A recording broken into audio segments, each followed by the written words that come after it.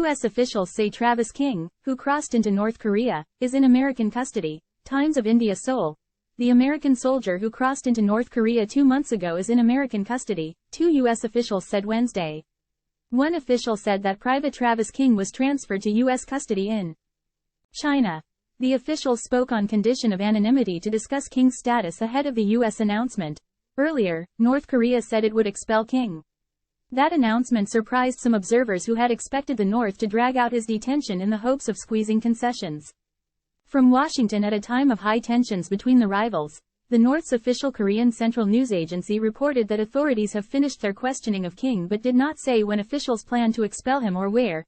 King, who had served in South Korea, sprinted into North Korea while on a civilian tour of a border village on July 18, becoming the first American confirmed to be detained in the North in nearly 5 years.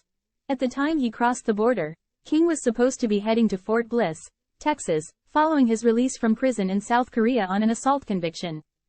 Time equals 400 ms. greater than on Wednesday. The state news agency said that King confessed to illegally entering the North because he harbored ill feeling against inhuman maltreatment and racial discrimination within the U.S. Army and was disillusioned about the unequal U.S. society. It has attributed similar comments to King before, and verifying their authenticity is impossible.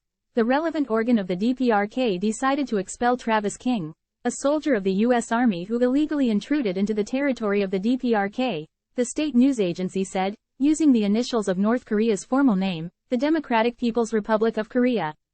Time equals 400 ms. greater than U.S. officials have said that King has been declared AWOL, which can be punished by time in the brig, forfeiture of pay or dishonorable discharge, with the severity based on the amount of time away and whether the service member was apprehended or returned on their own, following weeks of silence.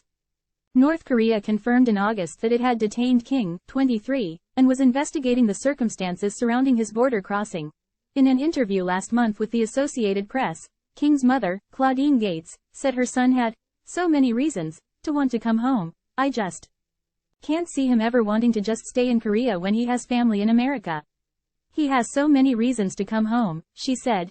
King, who is from Wisconsin, was among about 28,000 U.S. troops stationed in South Korea as deterrence against potential aggression from North Korea. U.S. officials had expressed concern about King's well-being, citing the North's harsh treatment of some American detainees in the past. Unauthorized crossings across the demilitarized zone separating the Koreas are extremely rare. The few Americans who crossed into North Korea in the past include soldiers, missionaries, human rights advocates or those simply curious about one of the world's most cloistered societies.